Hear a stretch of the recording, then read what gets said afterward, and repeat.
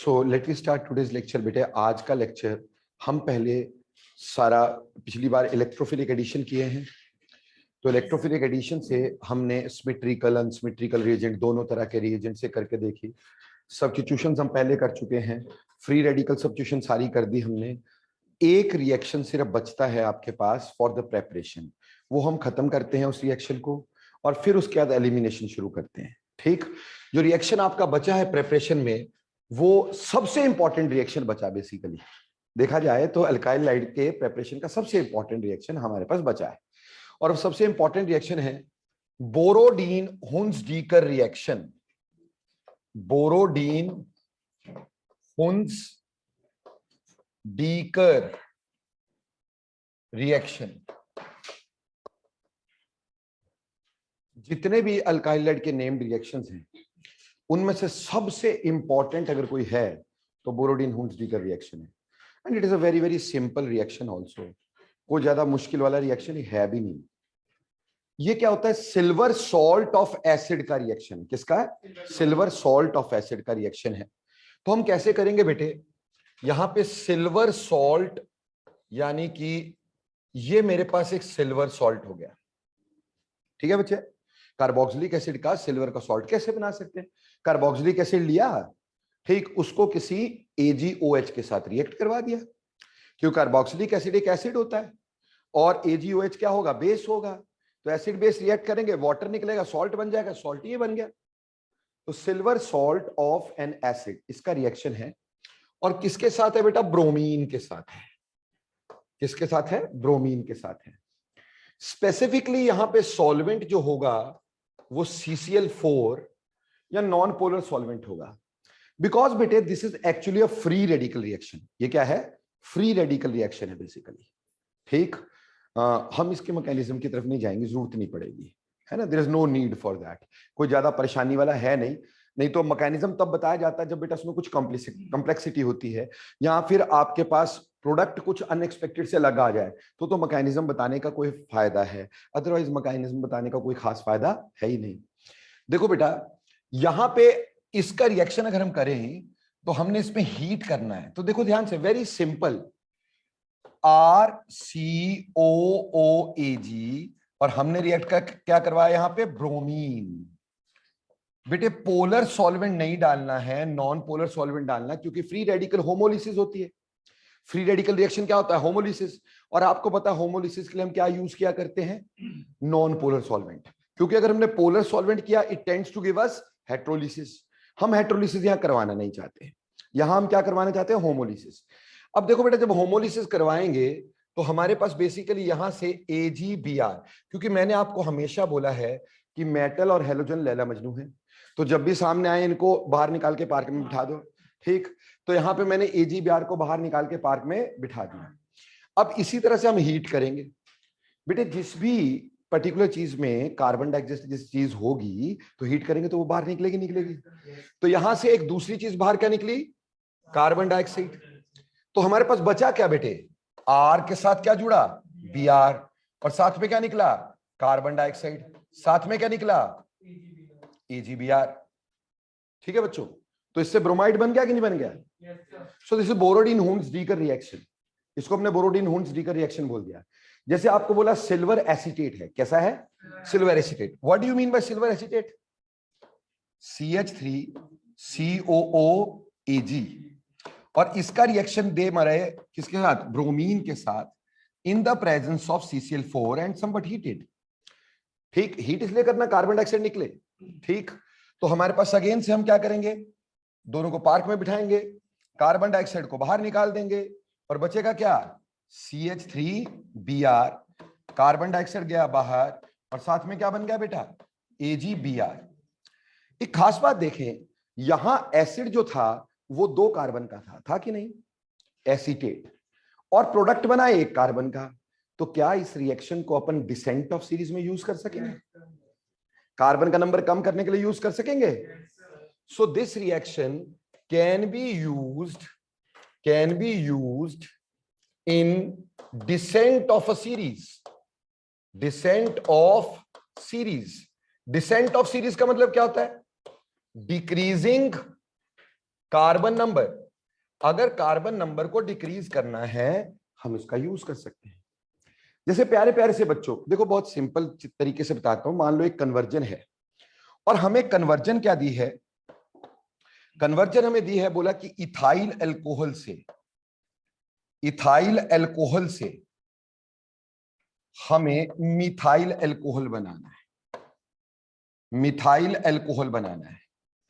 आप देख रहे हैं एक कार्बन कम करना है, इथाइल मतलब 2 कार्बन, मिथाइल मतलब 1 कार्बन, 1 कार्बन कम करना है। तो कार्बन कम करने के लिए हम इसका यूज करते हैं। तो हमने पहले इथाइल अल्कोहल लिखा। अब इथाइल अल्कोहल क्या हुआ बेटा हमारे पास, CH3CH2OH। बेटा पहले तो इसको एसिड में चेंज करना पड़ेगा, पहले इसको एसिड में चेंज करना पड़ेगा। कैसे चेंज करते हैं ये आगे आ तो जाएगा, ठीक, जैसे हम अल्कोहल भी पढ़ेंगे तो हमें पता चल जाएगा। बट अभी के लिए मैं बता देता हूं कि अल्कोहल की ऑक्सीडेशन हमें क्या देती है, कार्बोक्सिलिक एसिड्स। अल्कोहल की ऑक्सीडेशन क्या देती है, कार्बोक्सिलिक एसिड्स। तो बेटा यहां पे हम कोई ऑक्सीडाइजिंग एजेंट लगा देंगे, जैसे KMnO4 लगा सकते हैं बेटा, ठीक, कोई भी ऑक्सीडाइजिंग एजेंट लगा सकते हैं, एल्कलाइन KMnO4 लगा दिया अपन, ठीक है जी, या फिर इसी तरह का कोई ऑक्सीडाइजिंग एजेंट लगा सकते हैं। तो वो इसको कहां पे चेंज कर देगा, एसिड में, वो कार्बोक्सिलिक एसिड में चेंज करता है। देखो बेटा अल्कोहल ऑक्सीडाइज होकर पहले एल्डिहाइड देते हैं, एल्डिहाइड ऑक्सीडाइज होकर के क्या देते हैं, एसिड्स। तो वो ये अगला जो अल्कोहल का चैप्टर आएगा तो उसमें क्लियर हो जाएगा। तो ये अभी आपकी हेल्प कर रहा हूं मैं। तो मेरे पास बन गया CH3COOH। बेटा 2 कार्बन का अल्कोहल था, 2 ही कार्बन का क्या बन गया, एसिड बन गया। Volume is low, just a second.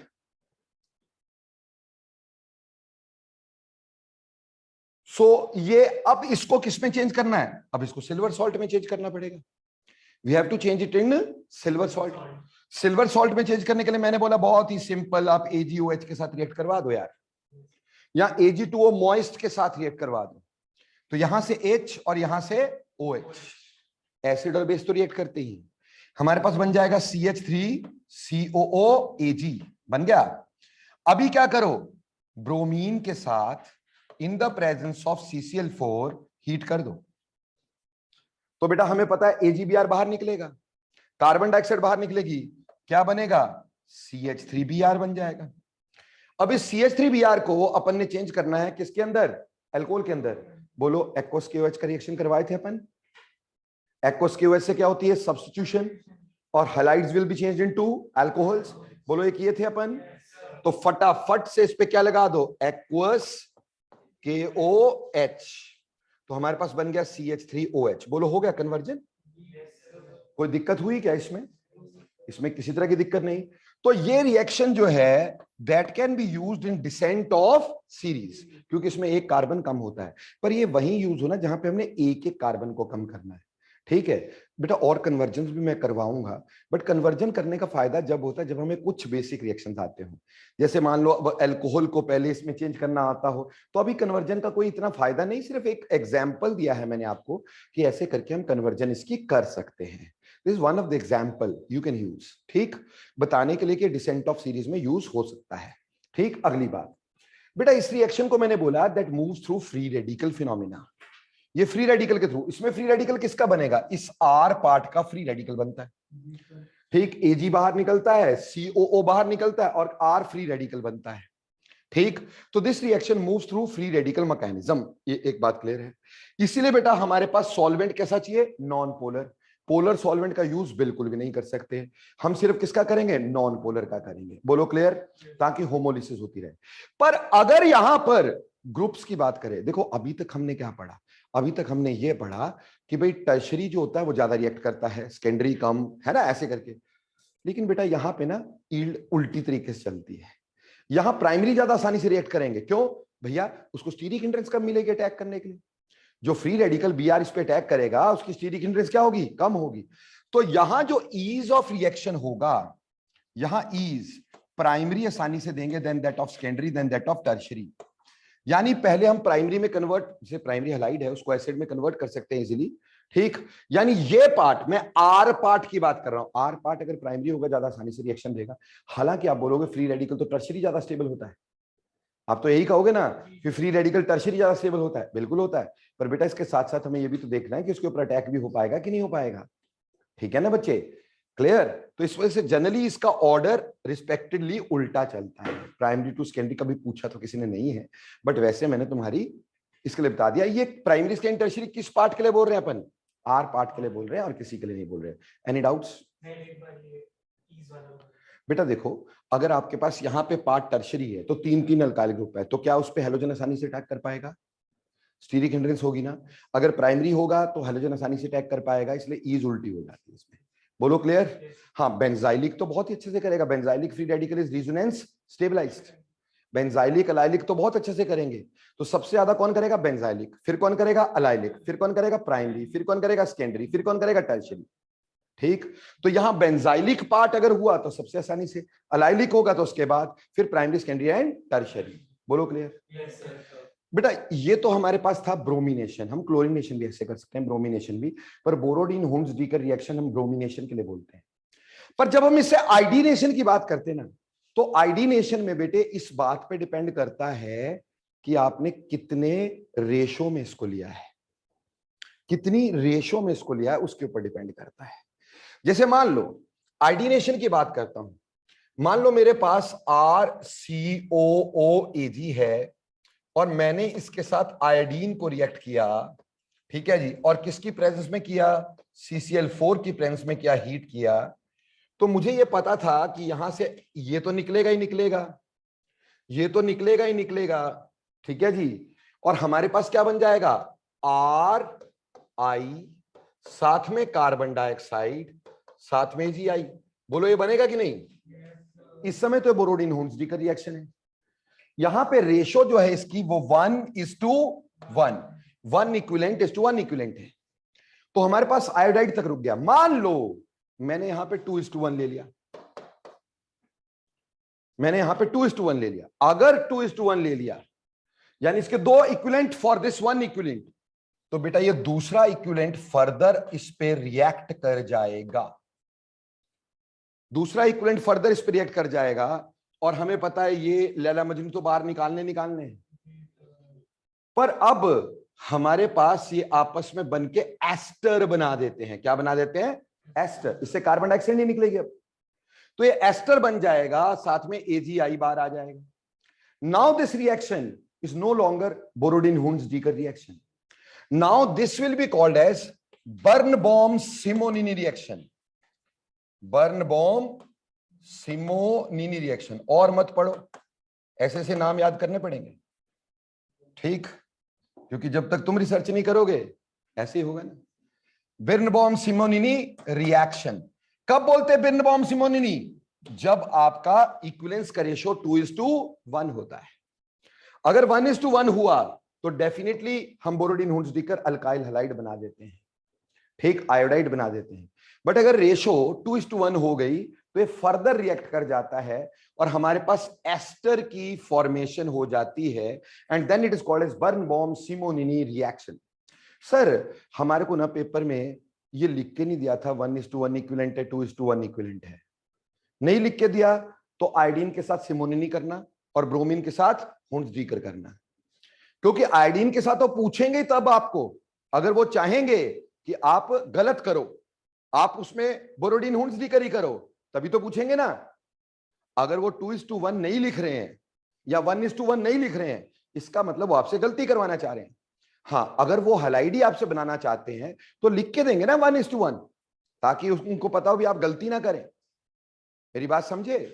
तो कई बार we have to reach to the mindset of examiner. Examiner पूछना क्या चाहता है? अगर उसको बोरोडीन हुंस डीकर रिएक्शन ही पूछना है तो ब्रोमीन वाला पूछेगा। आयोडीन वाला क्यों पूछेगा? आयोडीन वाला पूछेगा इसलिए क्योंकि वो बोरोडीन हुंस डीकर नहीं दे रहा है, वो सिमोनिनी रिएक्शन दे रहा है, ठीक। तो अगर वो 2:1 लिखता है तब तो पक्का ही है कि हाँ चलो सिमोनिनी है, पर नहीं भी लिखता तब भी हम क्या करेंगे? सिमोनिनी करेंगे। और अगर आयोडीन वो आइडोबेंजीन पूछेगा तो वो स्पेसिफिकली तुम्हारे लिए 1:1 लिखेगा कि बच्चे इसमें गलती ना करें, है ना। अदरवाइज तो हम कुछ भी कर सकते थे। बात समझ में आई? तो this is reaching to the mindset of examiner. तो बेटा आपको दोनों रिएक्शन समझ में आए, Borodin Hunsdiecker reaction and ये सिमोनिनी रिएक्शन दोनों समझ में आए। सिमोनिनी में सबसे ज्यादा क्या आया? बोलो सर, नीनी आई, है ना, यानी आई आया ना, कितनी बार? तो आयोडीन का रिएक्शन सिमोनिनी रिएक्शन, ध्यान में रख लेना भाई, है ना। बोला कि सिमोनिनी में सबसे ज्यादा क्या आया? नीनी आई है। नीनी में क्या आया? आई आया, ठीक। तो आई सबसे ज्यादा आया, तो आयोडीन का रिएक्शन सिमोनिनी रिएक्शन। और अगर हमने ब्रोमीन का करवाया या क्लोरीन का करवाया तो बोरोडीन हुंसडीकर। हालांकि क्लोरीनेशन को हम बोरोडीन हुंसडीकर, देखो बेटा, जो नेम्ड रिएक्शन होते हैं ना, वो हो तो उसके कई सब्स्टिट्यूट होते हैं, लेकिन जिस तरह साइंटिस्ट ने किया वैसे ही लिखना होता है। तो इससे हम क्लोरीनेशन भी कर सकते हैं, बट क्लोरीनेशन हम लिखते नहीं है बेटा, इससे हम क्लोरीनेशन इससे लिखते नहीं। क्लोरीनेशन को हम बिर्नबाउम सिमोनिनी लिखेंगे नहीं।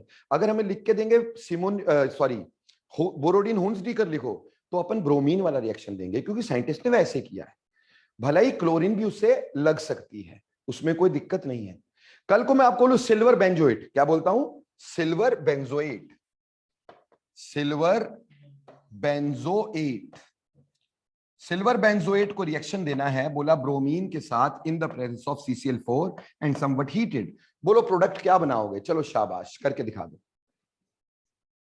सारे बच्चे, क्विकली करके दिखा दो मेरे को, जल्दी से, पहले से भी जल्दी।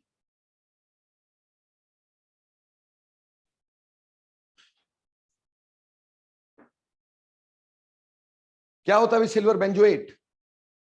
बोलो सर सिल्वर के साथ बेंजो फिर एट, है ना भाई। बेंजोएट यानी बेंजीन के ऊपर COOAG, ये है सिल्वर बेंजोएट, ठीक। और सिल्वर बेंजोएट का किसका रिएक्शन बोल रहा है ये? ब्रोमीन का। किसकी प्रेजेंस में बोल रहा है? तो ये बोरोडीन हुंसडीकर ही होगा ना। लैला मजनू को बाहर निकालेंगे ना, और गैस वैसे निकाल देंगे, तो बचेगा क्या हमारे पास? ब्रोमोबेंजीन। क्या बनेगा? ब्रोमोबेंजीन। कार्बन डाइऑक्साइड उड़ी उड़ी और EGBR पार्क में। क्लियर? समझ में आ गया? तो इस तरह से आपका अल्काइल हलाइड का बेटा प्रेपरेशन मैंने पूरी तरह से खत्म कर दिया है, और उम्मीद भी ये करता हूं कि अल्काइल हलाइड की प्रेपरेशन पूरी तरह से खत्म आप कर चुके हैं, ठीक। अब घर जाके आपने सिर्फ एक ही काम करना है, जो भी हेल्प बुक आप यूज कर रहे हैं, वट, चाहे आप प्रदीप यूज करते होंगे, चाहे आप मॉडर्न यूज करते होंगे, दिनेश यूज करते होंगे, कोई हेल्प बुक तो करते होंगे, नहीं होगा तो NCERT तो करते होंगे। तो आप उसकी प्रेपरेशन के सारे रिएक्शन देखिएगा।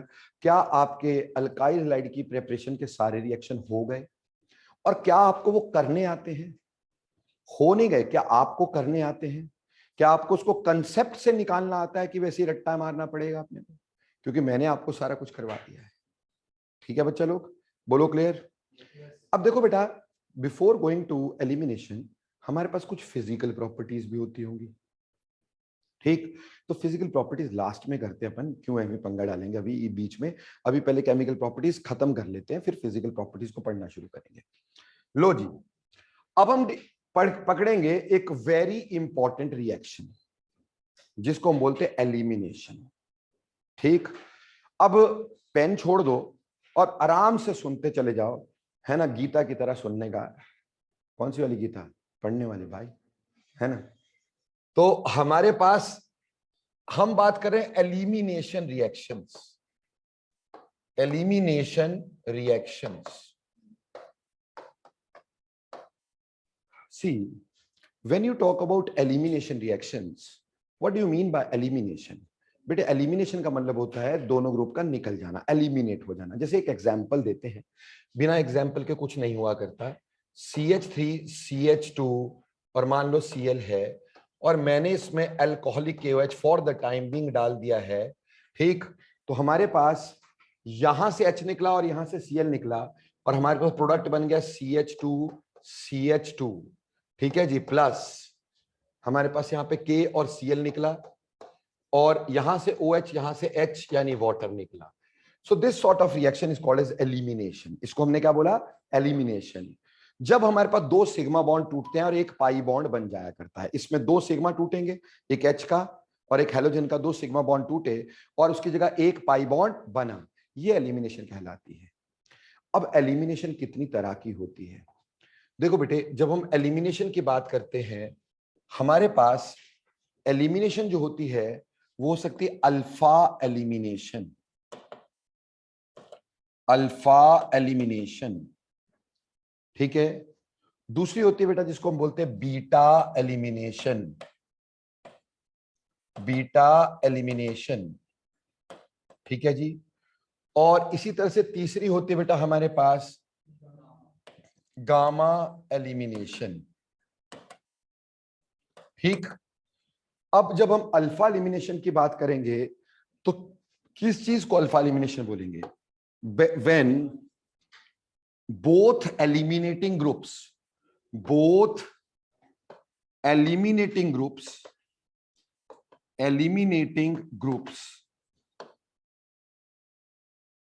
departs from same carbon। अगर दोनों एलिमिनेटेड ग्रुप जो है सेम कार्बन से डिपार्ट कर रहे हैं, सेम कार्बन से बाहर निकल रहे हैं, तो उसको अल्फा एलिमिनेशन कहते हैं। देखो बेटा, अल्फा एलिमिनेशन जनरली कोई एक्चुअली रिएक्शन नहीं होता, ये इंटरमीडिएट्स बनाने के लिए होता है। जैसे मैं एक अल्फा एलिमिनेशन आपका डिस्कस करता हूं जो आगे कुछ वेरी इंपॉर्टेंट रिएक्शंस में यूज होगी, तो वहां तुम्हारे से पूछूंगा मैं, ठीक। मान लो आपने क्या किया, क्लोरोफॉर्म का रिएक्शन किया, CHCl3 in the presence of a base like KOH etcetera. अब हमसे बोला कि प्रोडक्ट क्या बना है, ठीक है, what do you mean by product over here, ठीक है, व्हाट प्रोडक्ट इज देयर। तो देखो बेटा, क्लोरोफॉर्म क्या होगा, इधर ध्यान देना बेटा सारे बच्चे, ये C के साथ H है, यहां भी Cl है, यहां भी Cl है, यहां पे भी Cl है, ठीक है बच्चे लोग। अब आपको ये बहुत अच्छे से पता है कि क्लोरीन की इलेक्ट्रोनेगेटिविटी ज्यादा है, तो ये क्लोरीन जो है कार्बन से इलेक्ट्रॉन खींचेगा बेटा, ये क्लोरीन भी कार्बन से इलेक्ट्रॉन खींचेगा, और ये क्लोरीन भी कार्बन से इलेक्ट्रॉन खींचेगा। तो कार्बन तो हाईली डेफिशिएंट हो गया ना भाई, वो अपना सारा गुस्सा किस पे उतारेगा, हाइड्रोजन पे, है ना। वैसे ही आपको पता है दुनिया ऐसी है ना, बड़ी मछली छोटी मछली को खा के जीती है। अब क्लोरीन ज्यादा, माइट इज राइट वाली बात है ना, क्लोरीन ज्यादा इलेक्ट्रोनेगेटिव था, कार्बन से इलेक्ट्रॉन खींचे, कार्बन ने अपना सारा गुस्सा किस पे उतार दिया, हाइड्रोजन पे। करण को पापा ने बहुत डांटा, ठीक है जी। अब डांट पूरी पड़ी हुई थी, गुस्सा बहुत ज्यादा था, छोटे भाई पे उतार दिया, है ना जी, छोटे भाई की रेल बना दी। तो इसी तरह से यहां पे क्या हो गया, इसने खींचा तो ये H से इलेक्ट्रॉन खींच रहा है, तो H बेचारा चिक्के मार रहा है, बचाओ बचाओ, लूट गया, बर्बाद हो गया, है ना, चीख रहा है ना, क्योंकि पॉजिटिव होता जा रहा है। और पास से निकल रहा है हमारे पास कौन, OH नेगेटिव। कौन निकल रहा है, OH नेगेटिव। उसने इस हाइड्रोजन की चीखें सुनी, ठीक। तो उसने बोला भाई क्यों चीखता है यार, टेंशन क्यों लेता है, तंग कर रहे हैं, तो मेरे पास आ जा, ठीक। तो इसने इसको अपने साथ जोड़ लिया भाई, और H ने इलेक्ट्रॉन कार्बन के मत्थे फेंके, ले मर, परेशान कर रखा है। अब जब कार्बन को इलेक्ट्रॉन मिले, कार्बन वैसे ही गुस्से में था, उसने क्लोरीन के मत्थे मारे, जा परेशान कर रखा है मेरे को, है ना भाई। तो क्या हुआ कि हमारे पास जो H था वो तो OH के साथ चला गया, तो वो पानी पानी हो गया, ठीक। अब रही बात हमारे पास Cl वैसे ही भटकता हुआ बाहर निकल गया, इसको ठुड्डा पड़ा, तो Cl नेगेटिव। बचा क्या हमारे पास, CCl2, इसको बोलेंगे डाइक्लोरोकार्बीन। क्या बोलेंगे, डाइक्लोरोकार्बीन। अब देखो बेटा, इसमें हमारे पास दोनों एलिमिनेटिंग ग्रुप्स, आप देख रहे हैं Cl भी और H भी एक ही कार्बन से निकला कि नहीं निकला, एक ही कार्बन से निकला कि नहीं निकला।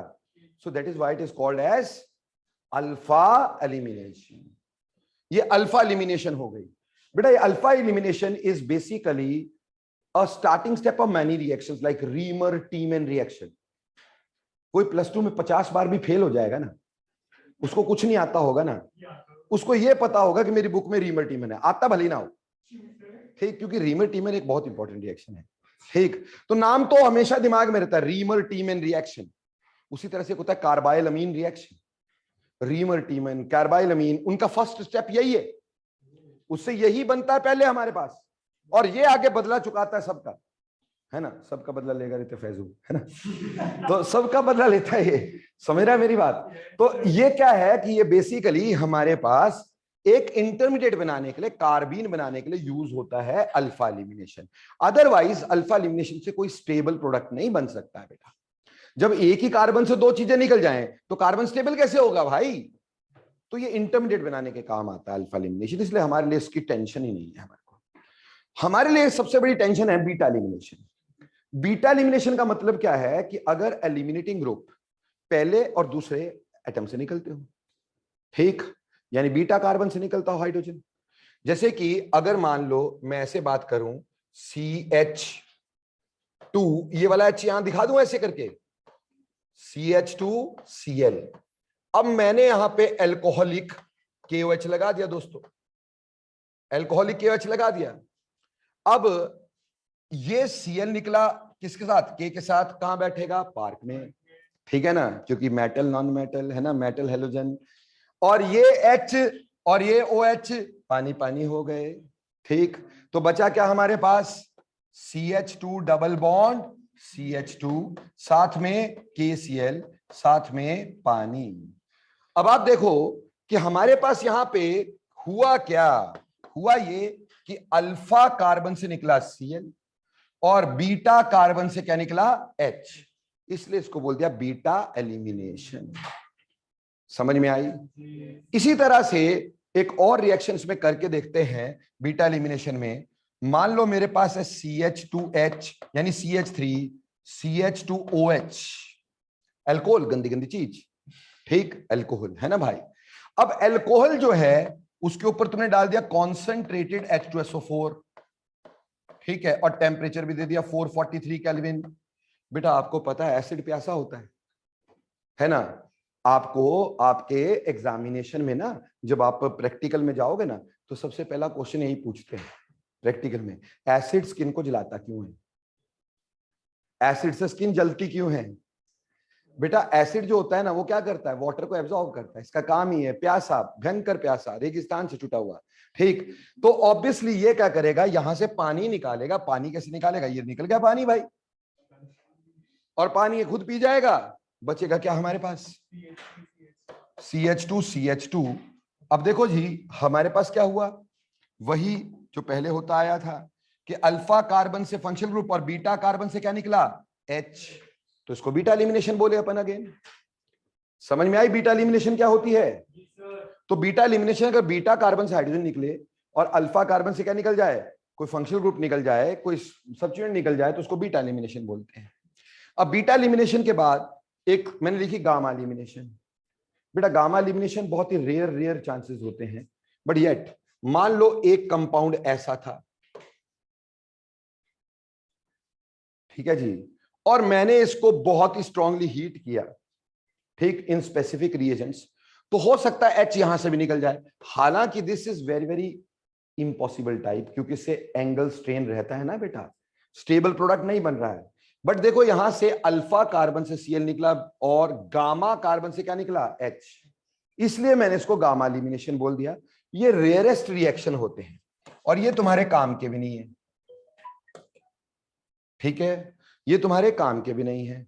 तो हमने देखा कि 3 तरह की एलिमिनेशन थी, alpha elimination, beta elimination, gamma elimination, जिसमें गामा एलिमिनेशन सर ने बोला काम की नहीं है, अल्फा एलिमिनेशन का कोई फायदा है नहीं है, तो फिर है क्या, यस। तो हमारी कहानी जो है वो सारी किस पे डिपेंड करती है, बीटा एलिमिनेशन पे, ठीक। अब जो बीटा एलिमिनेशन है वो कितने तरह की होती है वो देखते हैं भैया, ठीक। सारी चीजों को ध्यान ध्यान से समझना, ध्यान ध्यान से पढ़ना, है ना। देखो बेटा अब हम पढ़ने जा रहे हैं beta eliminations in details.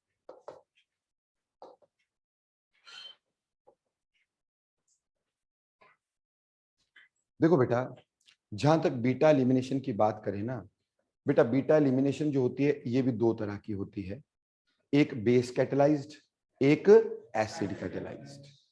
Base catalysed और एसिड कैटेलाइज्ड, या तो बेस की प्रेजेंस में होगी। इसको कई तरह से बांटा जा सकता है, यानी बीटा एलिमिनेशन कई तरीके से बांटा जा सकता है। पहले on the basis of, beta elimination बांट रहे हैं ऑन द बेसिस ऑफ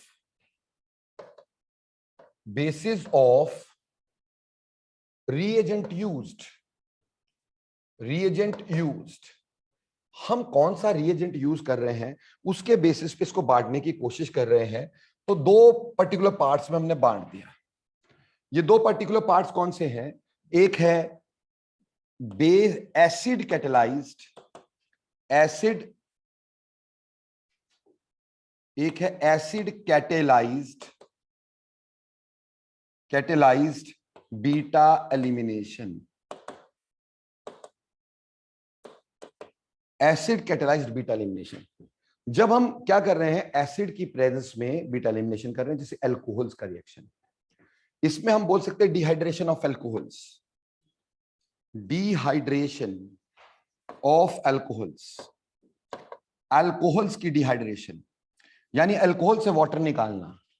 जैसे अभी निकाला था आपने 2 मिनट पहले, ठीक, तो हमारे पास क्या था, CH3 CH2OH in the presence of H2SO4 at 443 kelvin, और हमारे पास प्रोडक्ट बना था CH2 CH2, और जो वाटर बना था वो पी कौन गया था, H2SO4। तो एसिड की प्रेजेंस में कैटेलाइज हुई, तो इसको क्या बोल दिया, एसिड कैटेलाइज्ड बोल दिया भाई, ठीक है। इसी तरह से दूसरी तरह की होती बेटा बेस कैटेलाइज्ड, बेस कैटेलाइज्ड, ठीक। अब बेस कैटेलाइज्ड जो होती है, ठीक, यानी बेस की प्रेजेंस में, जैसे बेटे हमारे पास के 2 एग्जाम्पल हैं, बेस कैटेलाइज्ड के 2 एग्जाम्पल है बच्चों हमारे पास, ठीक। एक एग्जाम्पल हमारे पास आएगा बेस कैटेलाइज्ड का, डीहैलोजिनेशन, डीहैलोजिनेशन, डीहैलोजिनेशन का मतलब हैलोजन का रिमूव होना, डीहैलोजिनेशन का मतलब हैलोजन्स का रिमूव होना। देखो बेटा यहां पे मान लो CH2Br CH2Br है, और मैंने यहां पे जिंक लगा दिया। बेटा एक बात समझ लेना, जिंदगी में कभी भी जिंक देखो ना, उसका एक ही फंक्शन है, इलेक्ट्रोनेगेटिव एलिमेंट को बाहर निकालना। जिंक और कुछ करता ही नहीं, कल्ला क्या करेगा, इलेक्ट्रोनेगेटिव एलिमेंट को बाहर निकालेगा, इसका धर्म ही है, ठीक। तो इसने ये इलेक्ट्रोनेगेटिव एलिमेंट बाहर निकाले, ठीक है जी, और हमारे पास क्या बन गया, CH2 डबल बॉन्ड CH2, साथ में बन गया ZnBr2। देखो हैलोजन निकले ना यहां से, तो इसको क्या बोला, डी हैलोजिनेशन। पर सर आपने बेस कैटेलाइज में लिखवाया, बेस तो यहां हुआ ही नहीं। बेटा metal itself act as a base, metals कैसे होते हैं, बेसिक ही तो होते हैं, तो ये बेस की तरह एक्ट करेगा बेसिकली, ठीक। ये क्लियर कट बेस नहीं है, पर बेस की तरह एक्ट कर रहा है यहां पर, metal itself is a base, तो इसको बेस कैटेलाइज की कैटेगरी में ही रखते हैं, डीहैलोजिनेशन। और दूसरी होती है बेटा हमारे पास डीहाइड्रोहैलोजिनेशन, डीहाइड्रोहैलोजिनेशन, जैसे कि नाम से क्लियर कर रहे हो बेटा, डीहाइड्रोहैलोजिनेशन। बेटा डीहाइड्रो मतलब हाइड्रोजन भी निकलना और हैलोजन भी निकलना, तो क्या बोला, डीहाइड्रोहैलोजिनेशन, जो कि अभी तक हम पढ़ते ही क्या आ रहे थे, डीहाइड्रोहैलोजिनेशन ही तो किया था हमने।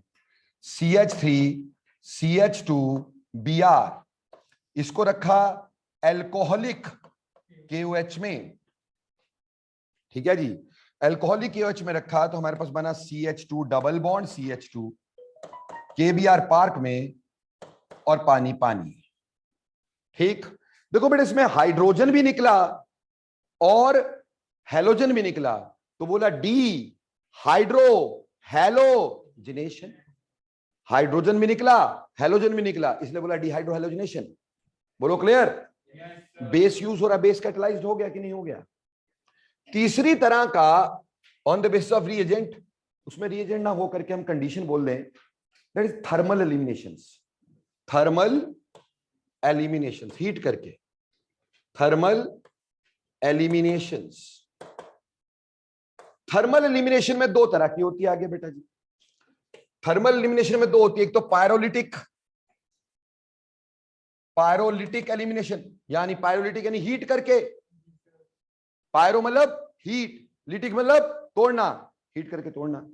तो जब हीट करके हम एलिमिनेट करते हैं, ठीक, ये एसिड्स का खास रिएक्शन होता है, ठीक, एसिड या एस्टर्स का बहुत खास रिएक्शन होता है, ठीक, क्लियर, एसिड या एस्टर्स का खास रिएक्शन होता है, clear, पायरोलिटिक।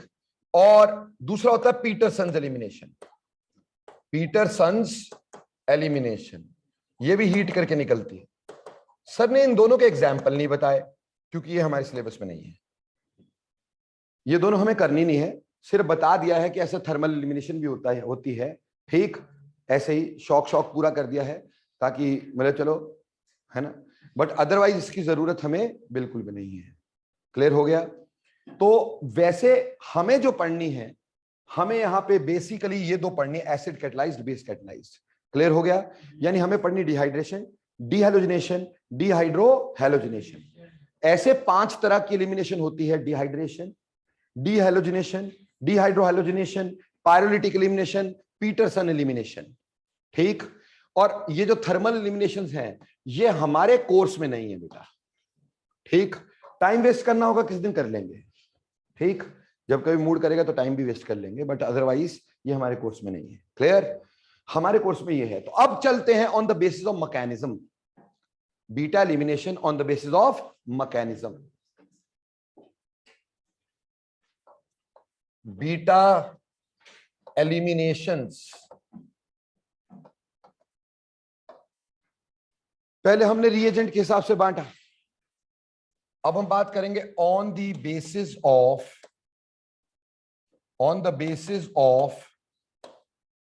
Mechanism.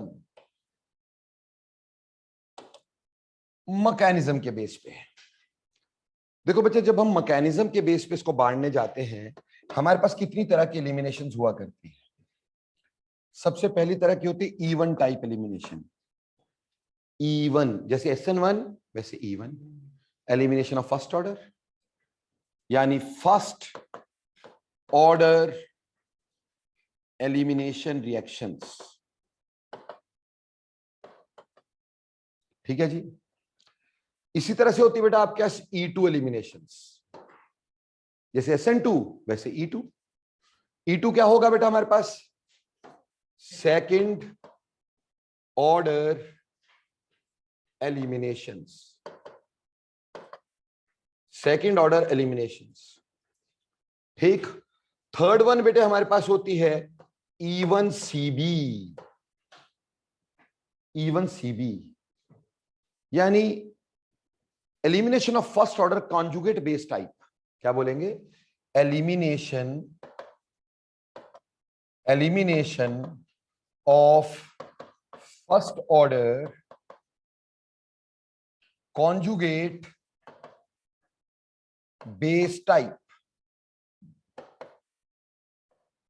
Conjugate base type. Clear जी? यार तुमने एसी चला रखा है, हीटर मार डालोगे क्या मेरे को? अगली बात, इसी तरह से E1CB के बाद बेटे अगली बात आ जाती है EI, intramolecular eliminations. Intramolecular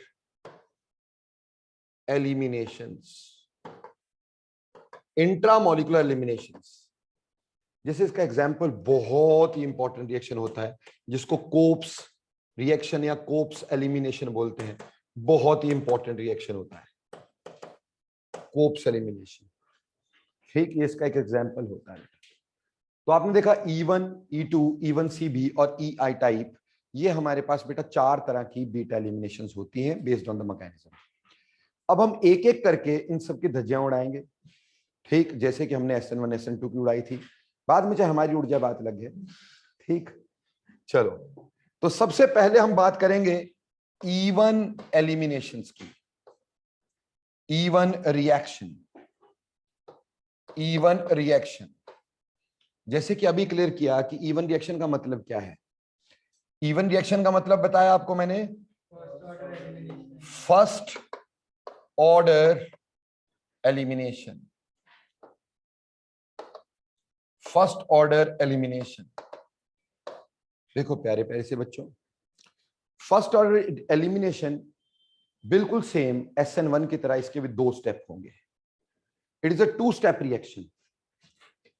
2 step reaction बेटा 1 मिनट के लिए जरा याद करो कि सर ने एक चीज बताई थी कि कभी भी सब्स्टिट्यूशन का प्रोडक्ट अकेला नहीं होता है, उसमें हमेशा एलिमिनेशन का प्रोडक्ट होता है, और हमेशा एलिमिनेशन अकेली नहीं होती, उसमें सब्स्टिट्यूशन का प्रोडक्ट होता है। क्यों? रिएक्शन एक ही है, रिएक्शन एक है, पर डिफरेंट कंडीशंस की वजह से कहीं सब्स्टिट्यूशन कहीं एलिमिनेशन हो जाती है। हम पढ़ेंगे बाद में competition between substitution and elimination. पहले जरा एलिमिनेशन को अच्छे से फ्लोर लें कि एलिमिनेशन में कौन कौन सा मैकेनिज्म कैसे कैसे चलता है, इसमें क्या क्या चीजें होती हैं, वो सब हम पहले आराम से पढ़ ले। फिर हम ये पढ़ेंगे कि कहाँ एलिमिनेशन करवानी, कहाँ सब्स्टिट्यूशन करवानी। पानी की तरह क्लियर करूंगा बेटा ऑर्गेनिक, अगर तुम मेहनत करोगे तो। बस तुम मेरे साथ मेहनत कर लेना, ठीक ऐसी क्लियर कर दूंगा मैं। आपको कभी जिंदगी में ना दो राय में नहीं रहोगे कि क्या हो रहा है, कहां पे क्या हो रहा है, बहुत लाउड एंड क्लियर होगा।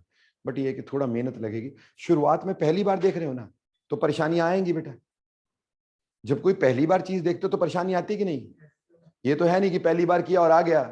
तो बेटा आप जब इसको करोगे, फिर उसकी एप्लीकेशन करोगे, फिर धीरे धीरे आपको समझ में आनी शुरू हो जाएगी। बट जब तक आप नहीं करोगे, आई एम हेल्पलेस, मैं कुछ कर नहीं सकता। जैसे अभी हमारी जो अटेंडेंस है दिन प्रतिदिन बढ़ती जा रही है, ठीक है ना। हम 55 हुआ करते थे, ठीक, और सड़क के 25 तक पहुंच गए हैं, उससे भी कम पहुंच गए हैं, ठीक। तो आप ये सोचो, नहीं कुछ वहां पे भी है, ठीक। तो ये सोचो ना कि मतलब, जबकि मैंने आपको बोला था जिस दिन मैंने ऑर्गेनिक शुरू की थी कि बेटा कुछ भी हो जाए इसमें छुट्टी मत मारना, बोला था ना मैंने। कौन सा ऐसा पेपर होता है जो शाम को 6 बजे होता है? कोई ऐसा पेपर बता दो। अब तो बहाना लगा नहीं सकते कि ऑनलाइन है। पहले तो ऑनलाइन पेपर का बहाना मार लेते थे बच्चे, पेपर ऑनलाइन था जी, 6 बजे ही था। सबके पेपर मॉर्निंग में होते हैं। और ऐसा किसने आपको बोला कि एक दिन पहले पढ़ाई कर लेने से 1.5 घंटा 2 घंटा बहुत अच्छे नंबर आ जाते हैं? जब आपने 6 महीने नहीं पढ़ाई करी तो एक दिन में करके क्या हो जाएगा? So why you are wasting a very very important thing. और मैंने पहले दिन से बोला था यार मत छोड़ना क्लास। और अब जब आएंगे ना ये, तो बगले झांकेंगे, सर आ नहीं रहा, तो कहां से आएगा, मैं कहां से लेके आऊंगा? क्योंकि मैकेनिज्म तो सारे यहां करवा दिए, सारे मैकेनिज्म यहां करवा देने हैं मैंने। सिर्फ एक न्यूक्लियोफिलिक एडिशन को छोड़ के बाकी सारे मैकेनिज्म अल्काइल हाइड्रोजन। तो आगे का चुन चुने बजाओगे, ठीक। सो 2 स्टेप रिएक्शन है बेटा हमारे पास। E1 SN1 E1 दोनों सेम है, तो स्टेप्स भी सेम होने चाहिए। अब स्टेप्स में सबसे पहला स्टेप हमारे पास क्या होता है? फर्स्ट स्टेप हमारे पास होगा generation of कार्बोकटाइन। Generation of कार्बोकटाइन, generation of कार्बोकटाइन, ये पहला स्टेप था कि जनरेशन ऑफ कार्बोकटाइन, ठीक है बच्चा लोग। अब हम ये अच्छे से जानते हैं SN1 का भी यही स्टेप था पहला। तो मैंने तुम्हें बताया था जब भी वन टाइप देखोगे तो दिमाग में सबसे पहले कौन सी घंटी बजेगी? टर्शरी। बिल्कुल, उसकी बिल्कुल सही घंटी बजी है। क्या सबसे पहले दिमाग में क्या आएगा? टर्शरी। तो भैया टर्शरी आएगा, हम टर्शरी को आने देंगे। तो यहां पे CH3C CH3 CH3, और यहां पे हम क्या लेंगे? कोई भी ले लेते हैं, चलो X ले लेते हैं, हेलोजन ले लेते हैं, हमारा कौन सा कुछ जाता है, ठीक है जी। अब ऑब्वियस सी बात है कि ये टूटेगा और टूट करके हमारे पास कार्बोकटाइन जनरेट करके देगा CH3C CH3 CH3, और यहां पे 1 पॉजिटिव, और बाहर क्या निकला? Cl negative. बेटा was that the same step which was there in SN? वैसा ही यहां पर, कोई दिक्कत तो नहीं।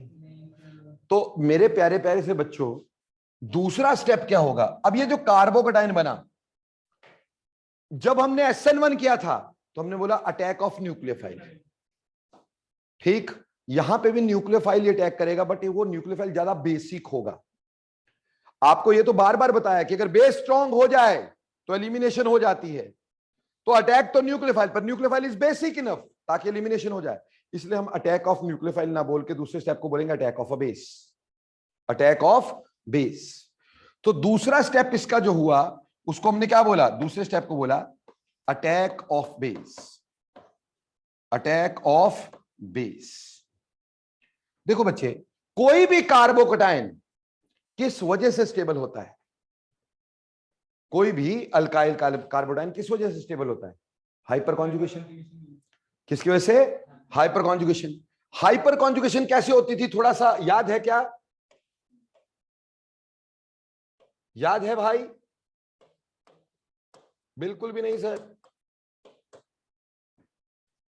ये कार्बोकेटायन था। हम बोलते थे ये वाला जो हाइड्रोजन है अपने इलेक्ट्रॉन यहां देता है ना जी, अल्फा हाइड्रोजन। और हमारे पास इस तरह से करके CH3 CH3 CH2 और ये H ऐसे रहता है। बोलो ऐसे बोले थे, ये H पॉजिटिव ऐसे रहता है। ऐसे ही दूसरा H भी कर सकता है, ऐसे तीसरा H भी कर सकता है, ऐसे ये वाले H भी कर सकते हैं, ये वाले H भी कर सकते हैं। उसे हाइपर कॉन्जुगेटिव स्ट्रक्चर बना देते थे बहुत सारे। जैसे यहां पे कितने हाइपर कॉन्जुगेटिव स्ट्रक्चर बनेंगे? 9। कितने अल्फा हाइड्रोजन है यहां पर? 3 3 6 3 9। तो यहां 9 क्या बनेंगे? Hyper conjugative structures. बोलो क्लियर होता है? क्लियर होता है? 9 हाइपर कॉन्जुगेटिव स्ट्रक्चर। पर वो चलो बनाते होंगे, पर उस हाइपर कॉन्जुगेशन की वजह से ये H कैसा है? पॉजिटिव। जो ये वाले हाइड्रोजन बने वो क्या हो गए? पॉजिटिव, यानी एसिडिक, यानी एसिडिक। तो अगर कोई स्ट्रॉन्ग बेस हुआ, अगर कोई स्ट्रॉन्ग बेस हुआ, ठीक, तो स्ट्रॉन्ग बेस इस पॉजिटिव हाइड्रोजन को बाहर निकालेगा कि नहीं निकालेगा बच्चों? ये है। और हमारे पास कोई भी स्ट्रॉन्ग बेस है, लाइक एल्कोहलिक कंडीशंस, OR या OH, ठीक है जी, कोई स्ट्रॉन्ग बेस है, तो स्ट्रॉन्ग बेस क्या करेगा प्यारे बच्चों? ये जो अल्फा हाइड्रोजन है इसको बाहर निकालेगा, क्योंकि एसिडिक था, पॉजिटिव था कि नहीं? और यहां के इलेक्ट्रॉन यहां जाएंगे, तो हमारे पास बन गया CH3 डबल बॉन्ड CH2 और बाहर बन गया ROH। हो गई एलिमिनेशन बच्चों, हो गई एलिमिनेशन। तो हमारे पास फर्क सिर्फ सेकंड स्टेप में आया। सेकंड स्टेप में अटैक ऑफ न्यूक्लियोफाइल की जगह क्या हो गया? अटैक ऑफ बेस हो गया। इसीलिए बोला था ज्यादा स्ट्रॉन्ग बेस होगा तो क्या करेंगे? एलिमिनेशन। वीक बेस होगा तो क्या करते हैं? सब्स्टिट्यूशन। तो बेटा मैकेनिज्म तो सेम ही है। अब रही बात इन दोनों में से क्या ये स्टेप स्लोएस्ट होगा कि नहीं? क्या ये स्टेप स्लोएस्ट होगा कि नहीं? ऑब्वियसली ये स्टेप स्लोएस्ट होगा। ये स्टेप अगर स्लोएस्ट होता है तो ये RDS होगा, ये अगर स्लो स्टेप होगा तो ये RDS होगा। तो जब इस रिएक्शन के आप रेट लिखोगे तो क्या rate is equal to R into X ही लिखोगे? क्या बेस का कोई लेना देना इसमें हुआ? तो इज इट फर्स्ट ऑर्डर और not? Therefore it is first order elimination. ये फर्स्ट ऑर्डर एलिमिनेशन है। और RDS में एक ही तो रिएक्शन है, एक ही तो चीज है, तो क्या इसको यूनिमोलिकुलर भी बोल सकते हैं? एक ही तो मॉलिक्यूल टकरा रहा है, तो also unimolecular reaction. Unimolecular reaction, ये यूनिमोलिकुलर रिएक्शन है। क्लियर? पर बेस की कंसंट्रेशन पे इसका रेट डिपेंड नहीं कर रहा है। दो बेस की कंसंट्रेशन ज्यादा होगी तभी एलिमिनेशन होगी, नहीं तो सब्स्टिट्यूशन भी हो सकती थी, ठीक है ना? बेस की कंसंट्रेशन ज्यादा होगी तो H को निकालना इजी होगा हमारे, बट उसके ऊपर रेट डिपेंड नहीं कर रहा है। Rate is not depending on that. So ये हमारे पास रिएक्शन का मैकेनिज्म आ गया जर्नल। बोलो समझ में आया कि नहीं आया? अच्छे से क्लियर हो गया बेटा लोग? अब अच्छे से अगर क्लियर हो गया तो सबसे पहले हम डिस्कस करेंगे, अपनी औकात पे आ जाएंगे। सबसे पहली चीज क्या डिस्कस करेंगे? सबस्ट्रेट। तो चलिए सबसे पहली कहानी हम बुनेंगे, सबस्ट्रेट कैसा हो।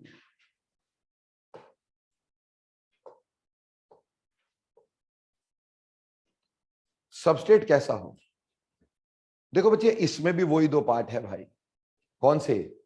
Alkyl part, leaving group part, तो वही दो हैं, है ना? और लीविंग ग्रुप की कहानी तो सेम ही है। जिसका बॉन्ड आसानी से टूटे वो सबसे ज्यादा एलिमिनेशन देगा। तो अगर मैं हैलाइड्स की बात करूंगा, क्योंकि ये बेस कैटेलाइज दिखाई थी ना आपको मैंने, तो बेस कैटेलाइज में तो हैलाइड ही आएंगे, ठीक। अल्कोहल किस में आएंगे? एसिड कैटेलाइज्ड में। बट वो बात सेम ही रहनी है। अगर मैं बेस में रिएक्शन करता हूं, ठीक, बेस कैटेलाइज में अगर हैलाइड्स की बात करें तो RI का reaction faster than RBr then RCl and then RF। ये तो क्लियर ही है, ये तो वैसी ही कहानी है जो हम पहले पढ़ चुके हैं SN की, है ना, कि लीविंग ग्रुप अच्छा होगा, जल्दी लीव करेगा, कार्बोकेटाइन जल्दी बनाएगा। क्यों जी? इधर अल्कोहल क्यों नहीं लिखा सर ने? क्योंकि बेटा उसकी कंडीशन अलग है ना। अलग अलग कंडीशन की चीजों को एक जगह पर हम कभी भी कंपैरिजन नहीं कर सकते। बेटा हैलाइड्स की होनी है इन बेस और अल्कोहल की होनी है एसिड में, तो उनको कंपेयर नहीं करेंगे, वो दो अलग अलग चीजें होंगी हमारे पास। समझ में आई बेटे बात? तो हम यहां पर अभी सिर्फ किसकी कर रहे हैं? हैलाइड्स की कंपैरिजन। अल्कोहल की अलग कंपैरिजन होगी, ठीक? अल्कोहल एसिडिक कंडीशन में होगा, क्लियर? और ये बेसिक कंडीशन में होगा। बोलो बच्चे, क्लियर हो गया कि नहीं? अब देखो प्यारे बच्चों, यहां पे ये तो हो गया, लेकिन अल्काइल पार्ट कैसा हो? अल्काइल पार्ट कैसा हो? देखो ये तो क्लियर ही है ना भाई। अल्काइल पार्ट, अल्काइल पार्ट कैसा हो ताकि एलिमिनेशन आसानी से हो सके? बेटे बहुत सिंपल। यहां पे अगेन हमें तो वही देखना है, first step is generation of carbocation. तो कार्बोकेटाइन अच्छे से बन जाए, वही हमारी दुनिया अच्छी कर सकता है भाई, ठीक? तो ऑब्वियसली वैसे भी वन टाइप रिएक्शन हमारी मजबूरी हुआ करते हैं। आपको पता है कि वन टाइप रिएक्शन हमारी क्या होते हैं? मजबूरी होते हैं भाई। ये आयनिक मैकेनिज्म्स होते हैं, और आयनिक मैकेनिज्म हमारे लिए अच्छे नहीं होते हैं बेटा, क्योंकि उसमें एनर्जी लगती होती है, ठीक? जो E2 टाइप होगा वो ज्यादा आसानी से होगा। तो यहां पे इवन होगा, मजबूरी होगी, तो सिर्फ कहां होगा? टर्शरी में। कहां होगा? टर्शरी में। टर्शरी जो है वो सबसे ज्यादा देगा, then that of secondary, then that of primary. SN1 में बेंजाइल भी लिखवाया था, अलाइल भी लिखवाया था, पर इसमें ऐसा नहीं लिखवा सकता मैं। क्यों? बेटा बेंजाइल में तो बीटा कार्बन ही नहीं है। बीटा कार्बन क्या? बीटा हाइड्रोजन ही नहीं है। अरे बीटा हाइड्रोजन तो होना चाहिए, निकलने के लिए बीटा हाइड्रोजन तो चाहिए ना यहां पर। अब बेंजाइल, बेंजाइल क्या होता है? बेंजाइल तो ये होता है, क्या इसमें बीटा हाइड्रोजन है? तो क्या ये एलिमिनेशन देगा? बेटे ये एलिमिनेशन देगा नहीं। समझ रहे मेरी बात? तो यहां बेंजाइल की बात नहीं करेंगे, लाइल की बात नहीं करेंगे। यहां टर्शरी सबसे आसानी देगा, then that of secondary, then that of primary. और अगेन इसमें हम वही देखेंगे, स्टेबिलिटी ऑफ कार्बोकेटाइन, ठीक? कौन आसानी से बनेगा? Stability of carbocation. तो वही orders, stability of carbocation is to be seen। Stability of carbocation देखना है, और स्टेबिलिटी ऑफ कार्बोकेटाइन किस पे देखा करते हैं प्यारे बच्चों? किस पे देखा करते हैं बेटा? स्टेबिलिटी ऑफ कार्बोकेटाइन किस पे देखते हैं? हाइपर कॉन्जुगेशन पे, ठीक है जी। बट एक बात ध्यान रखना, एलिमिनेशन के लिए यह भी होना चाहिए कि कहीं पे बीटा हाइड्रोजन होना चाहिए। ऐसा ना भी कार्बोकेटाइन तो स्टेबल बन रहा है पर बीटा हाइड्रोजन है ही नहीं, तब थोड़ी होगी एलिमिनेशन। ये बीटा एलिमिनेशन है, तो बीटा हाइड्रोजन होना जरूरी है बच्चों। और फिर देखना कि स्टेबिलिटी ऑफ कार्बोकेटाइन कहां पे है। क्लियर? जैसे बेटे अगर कल को बोलूं arrange in the order of E one reaction, E one reaction के ऑर्डर में अरेंज करने को कह दिया, और मेरे पास है CH3C, CH3, CH3Cl, दूसरा है CH3, CH2C, CH3, CH3Cl, तीसरा है CH3, CH2C, CH2CH3, CH3Cl, चौथा है CH3, CH2C, CH2CH3, यहां पे भी CH2CH3Cl। देखो बेटा तुम्हारी किस्मत अच्छी होगी अगर ऐसे लिख के देंगे। यहां पे C2H5 लिखा होगा डायरेक्टली। क्या लिखा होगा? C2H5, ताकि तुम समझ ना पाओ, पर तुम बड़ा घाघ आदमी है। तुम लोग समझ जाओगे कि C2H5 को ऐसे लिखना है। अब ये सारे टर्शरी हैं, सारे कैसे हैं? टर्शरी। अगर तो मैंने ऑर्डर ये पूछा होता कि CH3C, CH3, CH3, Cl, और दूसरा पूछा होता CH3, CH, CH3, Cl, और तीसरा ये पूछा होता CH3, CH, Cl, CH3, तब तो ओ ये तो सेम ही हो गया। अगर ये पूछा होता तब तो हम वैसे ही समझ जाते कि ये टर्शरी सबसे ज्यादा होगा, फिर सेकेंडरी होगा, फिर प्राइमरी होगा। ये तो हमें बचपन से सिखा दिया जाता है। बट यहां पे सारे क्या हैं? टर्शरी। तो इसमें ऑर्डर कैसे लगाऊं भाई? अल्फा हाइड्रोजन देखेंगे ना अपन, तो ऑब्वियसली जब इसको निकालेंगे कार्बोडाइन, तो अल्फा हाइड्रोजन यहां पे कितने हैं? 3 3 6 3 9 अल्फा हाइड्रोजन होंगे। ठीक, इस केस में देखेंगे यहां पे 2 3 3 कितने हो गए? 8। ये इसको निकालने के बाद, कार्बोकटायन बनाने के बाद, यहां पे 3 2 2 कितने हो गए? 7, और यहां 2 2 2 कितने हो गए? 6। तो प्यारे बच्चों, क्या यही ऑर्डर रहा कि नहीं रहा? तो यहां पे हम लोग बेसिकली ये देख लेंगे कार्बोकटायन की स्टेबिलिटी कैसी है, उसके हिसाब से हम एलिमिनेशन लगा देंगे। कोई दिक्कत हमारे को नहीं होनी चाहिए कि है नहीं है। ओके चलो जी आगे चलते हैं। तो सबस्ट्रेट पार्ट क्लियर है इसमें? इसमें कोई बड़ी सारी कुछ चीजें तो है नहीं, जैसे एसएन में तो काफी चीजें पढ़ते थे अपन लोग। ठीक, यहां कोई ऐसी बात है ही नहीं है, यहां सिंपल सिंपल सी कहानी हो गई। ठीक, लेकिन अगर मान लो अब हम बात करें रीएजेंट की, कि इसमें रीएजेंट कैसा चाहिए? बेटा जी रीएजेंट तो बेसिक चाहिए ना, और वो भी कैसा चाहिए? Strong base. ठीक, स्ट्रॉन्ग बेसिक रीएजेंट चाहिए। Strong basic reagent is required. Reagent is required, नहीं तो क्या हो जाएगी? नहीं तो क्या हो जाएगी? सब्स्टिट्यूशन हो जाएगी। ठीक, तो बेटा देखो अभी strong basic conditions, strong basic reagent कौन से होंगे? जैसे अल्कोहलिक KOH हो गया, जैसे एल्कोक्साइड हो गया C2H5O नेगेटिव, एल्कोक्साइड हो गया, जैसे एक्वस KCN हो गया। मजे की बात है कि एल्कोहलिक KOH लेकिन एक्वस KCN।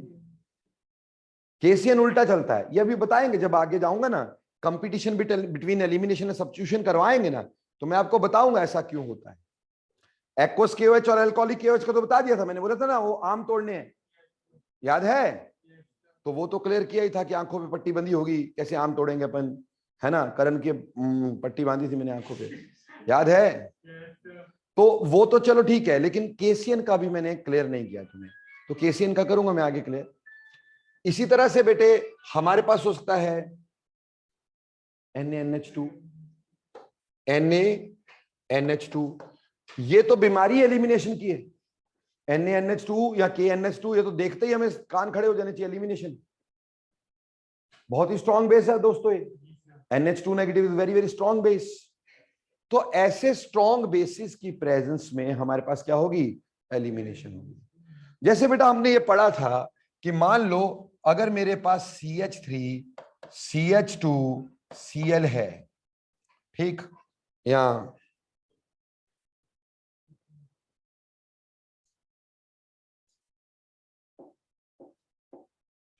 1 की ही बात कर रहे हैं तो 1 की ही बात करें, क्यों इधर उधर भटके? टर्शियरी हैलाइड ले लेते हैं। हाँ जी जाओ जी। और मैंने ये बताया था कि अगर मैंने यहां पे एक्वस KOH लगाया, एक्वस KOH डज सब्स्टिट्यूशन, तो मेजर प्रोडक्ट क्या रहेगा? मेजर प्रोडक्ट ये रहेगा OH। और अगर बेटे जी मैंने यहां पे अल्कोहलिक KOH लगा दिया, ठीक, अल्कोहलिक KOH लगा दिया, तो एलिमिनेशन हो जाती है, सो प्रोडक्ट ये बन जाता है बेटा लोग। ठीक है जी, यानी यहां पे वीक बेस की प्रेजेंस में यहां पे क्या होती है?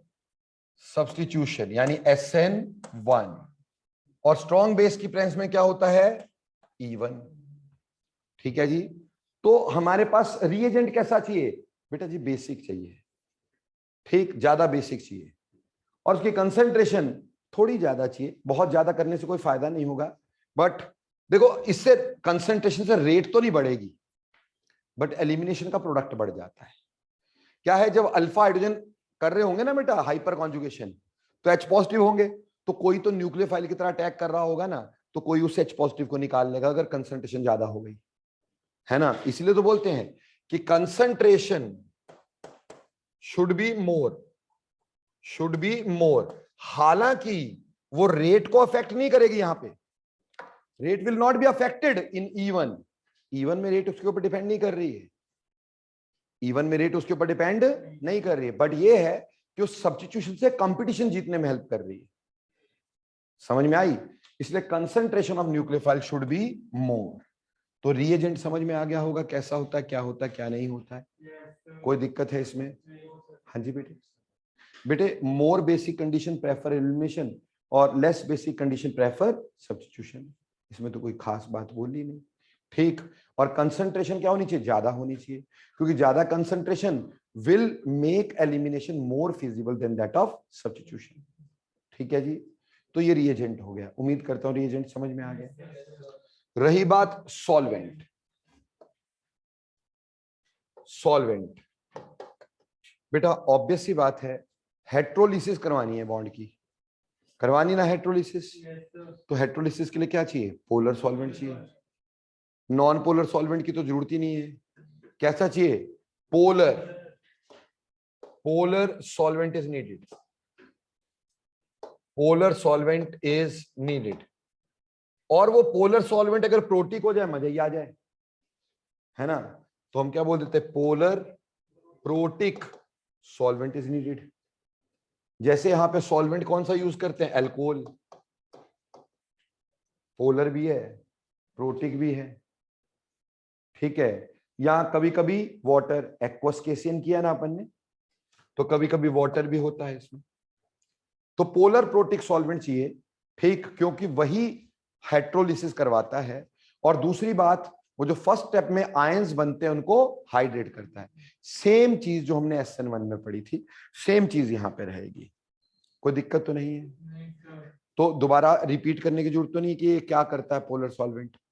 Polar solvent facilitates the cleavage of C2 leaving group bond, पहली बात। और दूसरी बात क्या करता है ये, कि जो आपके आयंस बनते हैं इन योर फर्स्ट स्टेप, उसको सॉल्वेट करता है, ताकि एक नॉन फिजिबल स्टेप भी क्या हो जाए, फिजिबल हो जाए। बोलो क्लियर, समझ में आती है? अगली बात है कंडीशन।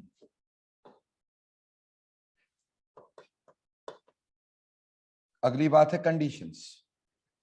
देखो प्यारे प्यारे से बच्चों, सुंदर सुंदर से बच्चों, बहुत ही सिंपल बात ध्यान देना कि यहाँ पे कंडीशन भी बहुत इंपॉर्टेंट रहती है। Condition is also very very very important. कैसे? इसमें अगर मैं बात करूं CH3 CH2Br को एल्कोहलिक QH में मैंने रिएक्ट करवाया, ठीक, तो मेरे पास क्या बना बेटा, मेरे पास बना CH2 डबल बॉन्ड CH2, और साथ में KBr बाहर आया, साथ में वाटर बाहर आया।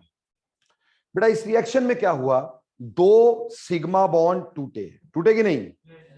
तो इसमें दो सिग्मा टूटे, और उसकी जगह पे हुआ क्या, एक पाई बना, ठीक। उसकी जगह हुआ क्या, एक पाई बना। दो सिग्मा टूटे और एक पाई बना, ठीक। दो सिग्मा टूटे हैं, एक पाई बना है, ठीक है जी। तो ये जो दो सिग्मा टूटे एक पाई बॉन्ड बना, तो delta H of this reaction कैसा रहेगा बोलो बेटे? सिग्मा बॉन्ड, स्ट्रॉन्ग बॉन्ड टूटे, वीक बॉन्ड बना, तो delta H of this reaction is positive or not? Delta H is positive or not? Delta H positive or not?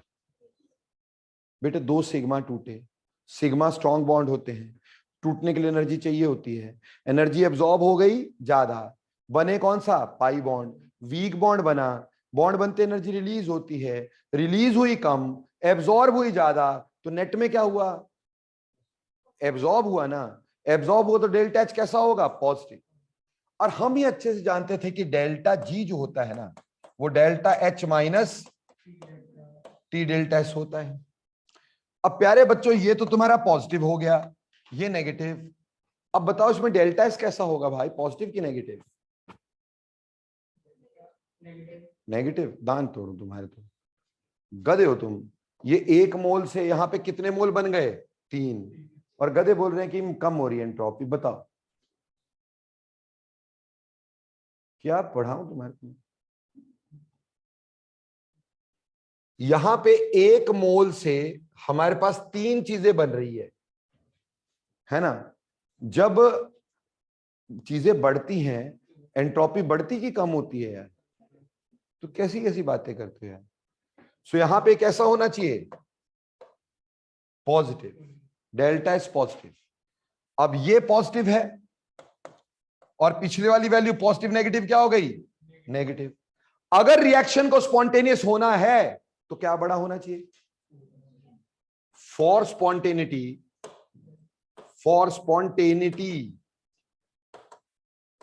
Spontaneity के लिए हमारे पास क्या होना चाहिए भाई, स्पॉन्टेनिटी के लिए बेटे हमारे पास T delta S should be greater than delta H होना चाहिए, तभी डेल्टा जी कैसा होगा, नेगेटिव। अगर कहीं डेल्टा एच बड़ा हो गया तो क्या आपका रिएक्शन स्पॉन्टेनियस होगा, नहीं होगा। तो कहने का मतलब टी डेल्टा एस बड़ा होना चाहिए। टी डेल्टा एस बड़ा कब होगा, temperature is high. So therefore temperature must be high. इसीलिए जब टेम्परेचर होगा हाई तभी एलिमिनेशन है आई। बात समझ में आई कि पिछली भी चली गई मेरे भाई, आ गई? इसीलिए मैंने आपको बोला था कि अगर CH3 ठीक HOH है मान लो, ठीक है, और इस पे बेटे मैंने H2SO4 डाला होता, और वो भी कैसा, कंसंट्रेटेड, और 443 केल्विन पे डाला होता है, तो हमें याद होगा कि यहां से क्या करेंगे अपन, करना धरना क्या है, एलिमिनेशन कर देनी है, क्योंकि टेम्परेचर हाई है। और अगर यही टेम्परेचर मैं लो कर देता हूं, ठीक, कंसंट्रेटेड H2SO4 तो डाला, लेकिन टेम्परेचर 353 केल्विन कम कर दिया, तो बेटा सब्स्टिट्यूशन हो जाएगी, ठीक, क्योंकि डेल्टा एच अलग हो जाएगा। तो हमारे पास CH3 CH2, यहां CH3, यहां आ जाएगा HSO4, ये प्रोडक्ट बन जाएगा भाई। अरे बोलो समझ आ रहा है कि नहीं, क्लियर हो रहा है कि नहीं? हाँ जी। तो देखो, high temperature invites elimination and low temperature invites substitution, तो टेम्परेचर मस्ट बी हाई। दूसरी बात, अगर हम बेस कैटलाइज कर रहे हैं तो बेसिक कंडीशन स्ट्रांग होनी चाहिए, एसिड कैटलाइज कर रहे हैं तो एसिडिक कंडीशन स्ट्रांग होनी चाहिए, है ना। ना तो एसिड वीक होना चाहिए, ना बेस वीक होना चाहिए। समझ में आई? तो high basic conditions are needed.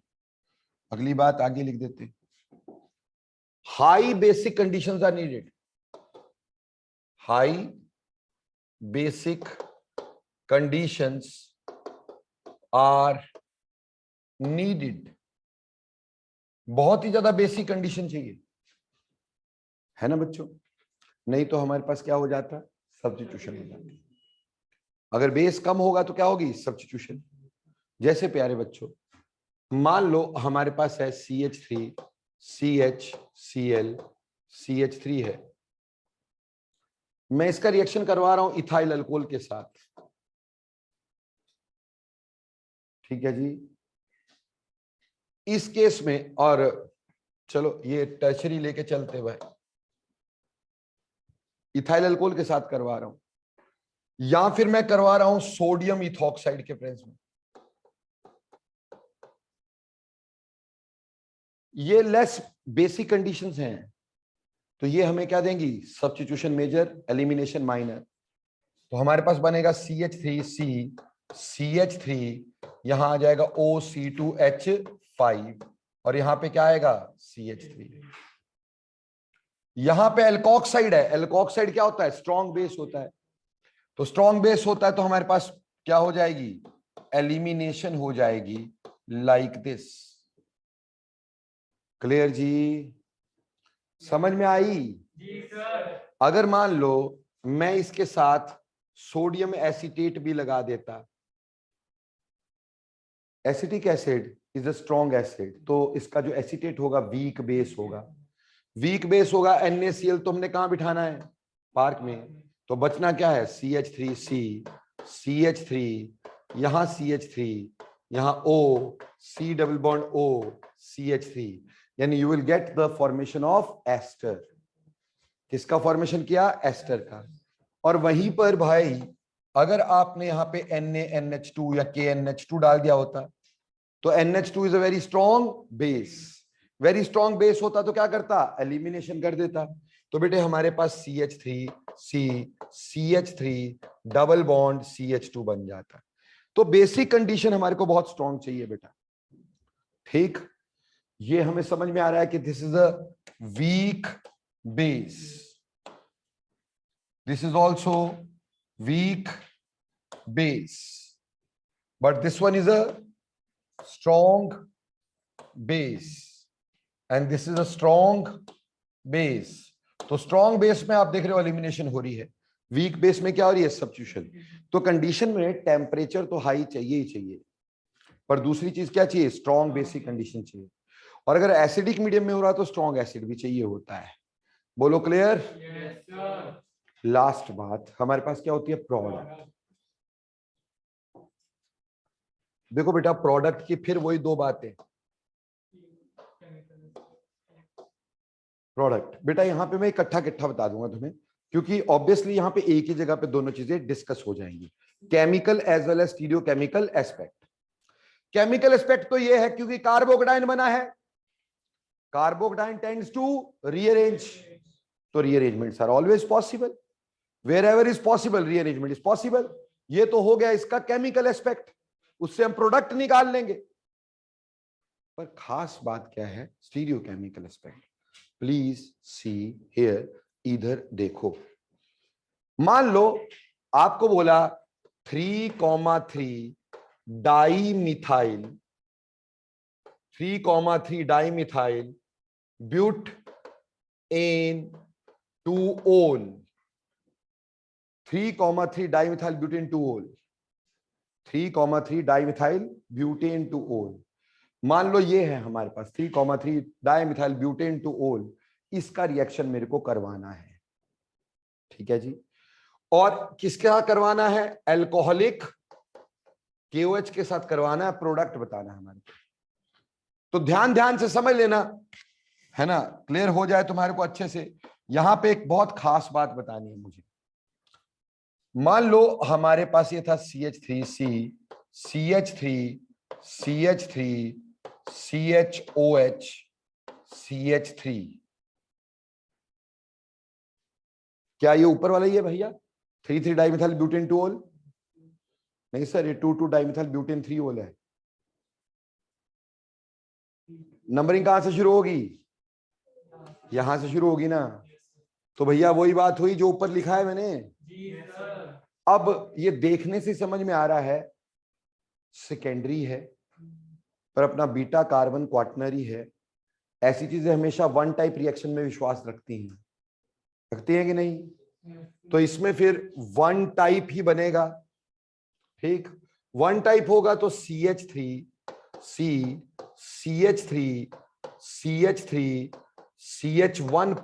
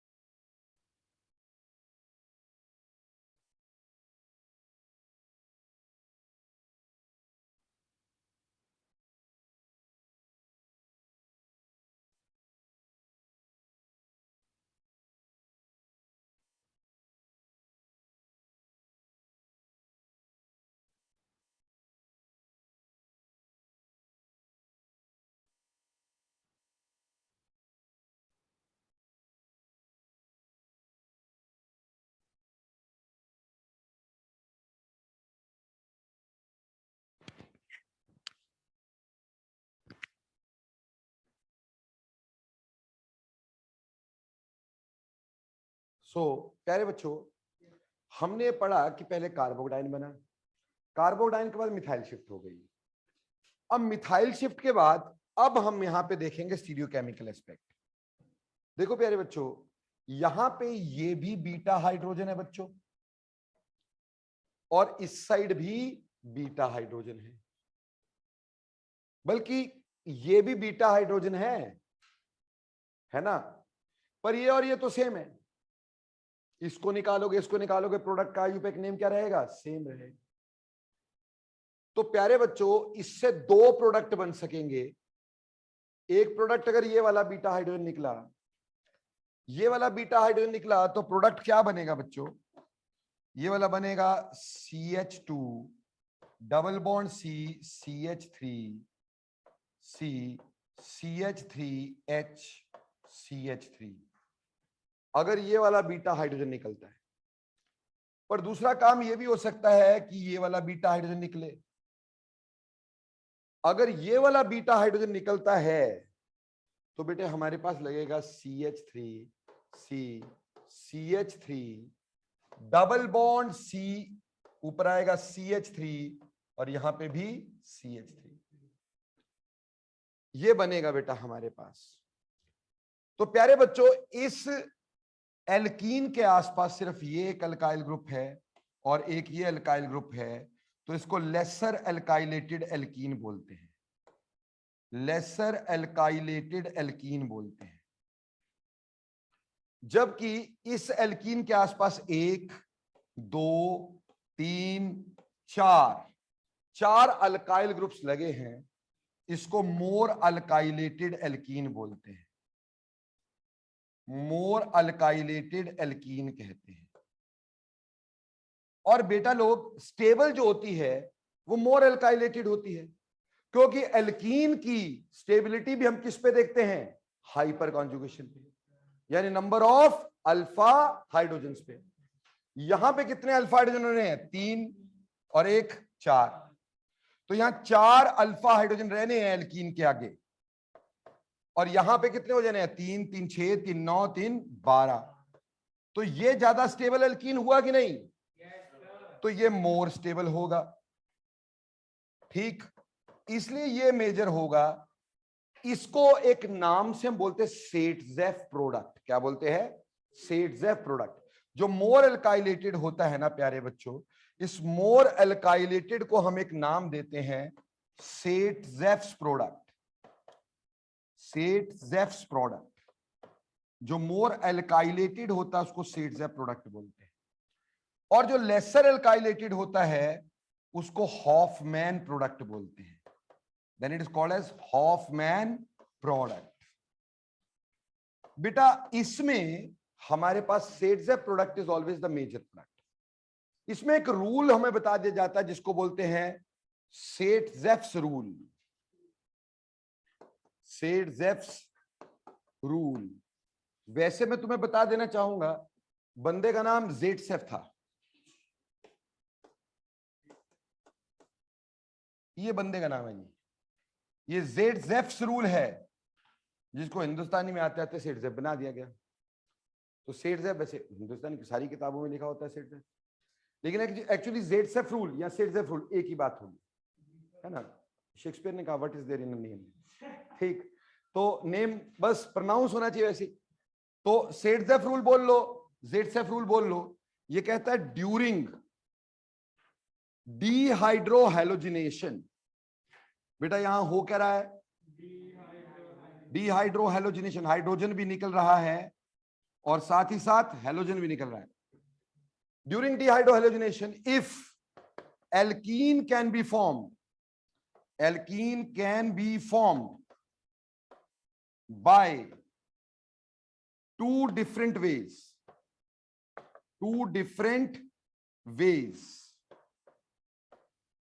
then more alkylated alkene, then more alkylated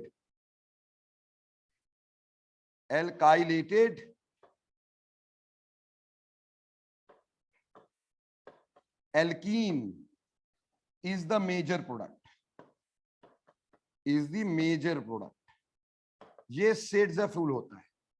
कि जब भी डिहाइड्रोहैलोजिनेशन होती है, ठीक, और एल्कीन एक से ज्यादा तरीके से बन सकती हो, more than one ways, more than one side से होती हो, तो होगा क्या, हमेशा मोर एल्काइलेटेड एल्कीन ही प्रेफर्ड प्रोडक्ट रहेगा, जिसको हम सेट प्रोडक्ट बोलेंगे, वही मेजर रहेगा।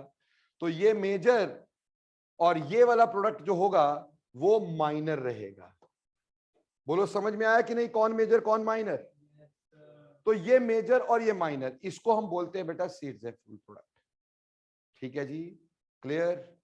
तो Saytzeff rule during dehydrohalogenation, when alkene can be formed by more than one ways, the more alkylated alkene is always the major product. ठीक, तो इसको सेट्जेफ रूल बोलते हैं और सेट्जेफ प्रोडक्ट ही हमारे पास बनता है। बेटा कई बार हॉफमैन प्रोडक्ट भी बनता है, वो कुछ स्पेसिफिक कंडीशंस होती हैं जो मैं एलिमिनेशन के सारे करवाने के बाद आपको हॉफमैन और सेट्जेफ प्रोडक्ट में बताऊंगा, कहां आपने सेट्जेफ बनाना है, कहां आपने हॉफमैन बनाना है, वो मैं लास्ट में आपको बताऊंगा। समझ में आई बात? अभी अपन क्या कर रहे हैं, अभी सिर्फ सेट्जेफ रूल से ही प्रोडक्ट बनाने की कोशिश कर रहे हैं। तो इसका स्टीरियोकेमिकल एस्पेक्ट क्या है, इसमें मोर एल्काइलेटेड एल्कीन बनता है। ठीक, मोर एल्काइलेटेड एल्कीन बनता है, ये इसका स्टीरियोकेमिकल एस्पेक्ट हो गया। Any doubts about this? और क्यों बनता है? क्योंकि ज्यादा स्टेबल हुआ करता है। एनी डाउट्स बच्चे? तो चलो एक तुम भी करके देखो, शायद आ ही जाए, है ना? कभी कभी ऐसा होता है ना। चलो लिखो फिर, 3-methyl butane to ol,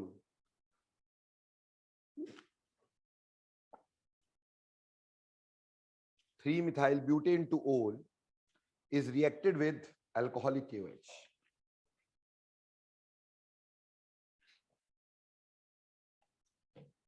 (3-methyl butane to ol) reacted with alcoholic KOH product बताना है।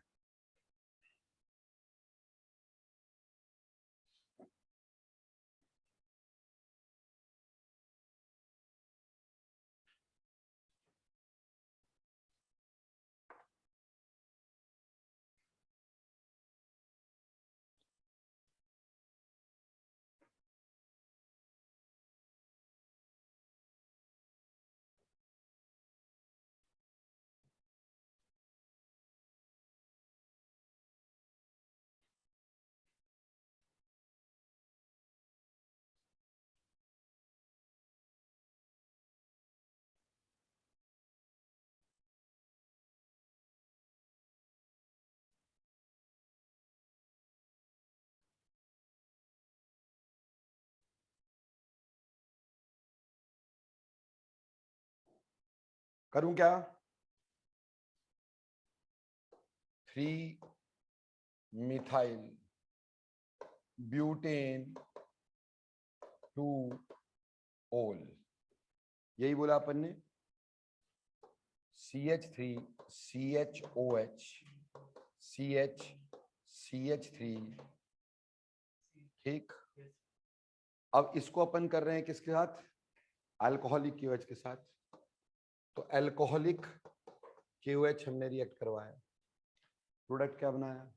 पहले बनाया CH3 CH1 positive C CH3H CH3, बेटा is a secondary carbocation.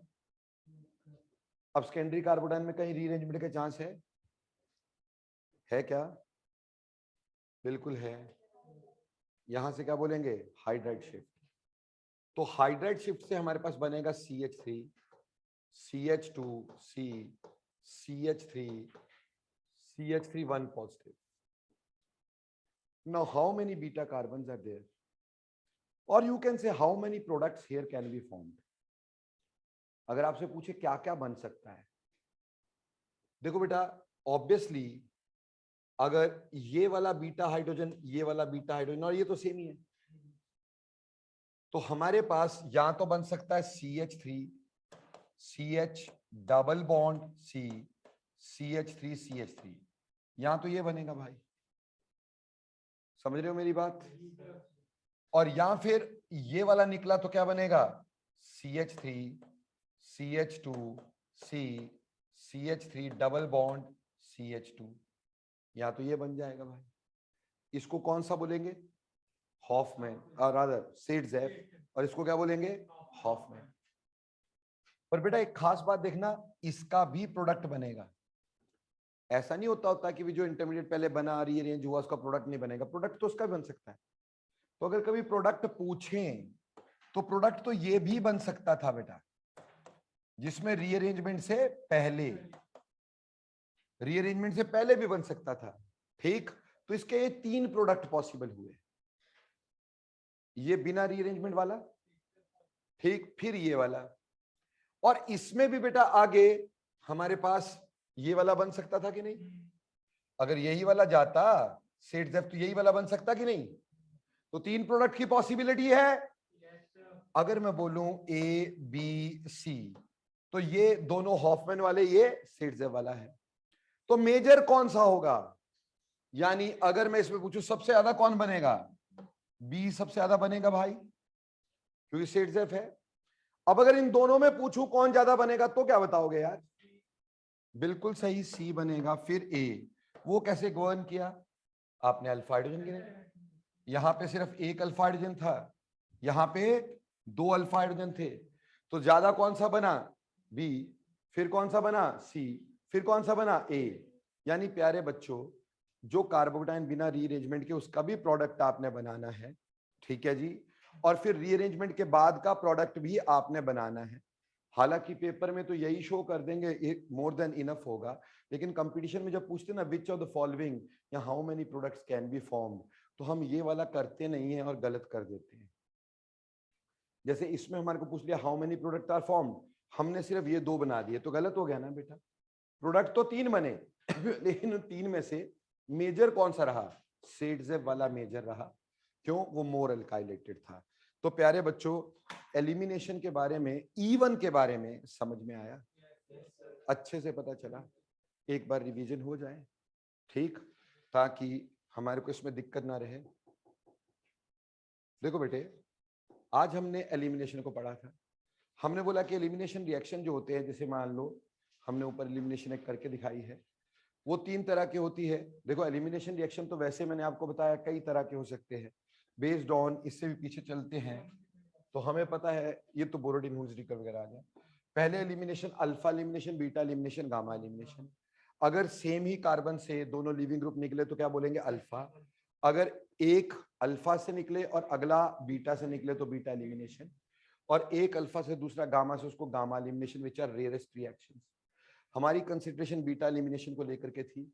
Beta elimination को कई तरह से बांट सकते हैं on the basis of reagent used, acid catalysed beta elimination, base catalysed beta elimination, thermal elimination. Acid catalysed में डिहाइड्रेशन ऑफ अल्कोहल होती है, यानी अल्कोहल का वाटर निकलना, और बेस कैटलाइज्ड में डिहाइड्रोहैलोजिनेशन और डीहैलोजिनेशन होती है बेटा, ठीक। और थर्मल एलिमिनेशन पायरोलिटिक या फिर पीटरसन एलिमिनेशन होती है, जो हमारे सिलेबस में नहीं है, ठीक। अगली बात हमारे पास आती है बीटा एलिमिनेशन जो होती है on the basis of mechanism देखें तो it can be E1, E2, E1CB and EI type of eliminations. E1 is, that is first order elimination, E2 is second order elimination, E3, E1CB is first order conjugate base type, and EI is intramolecular elimination.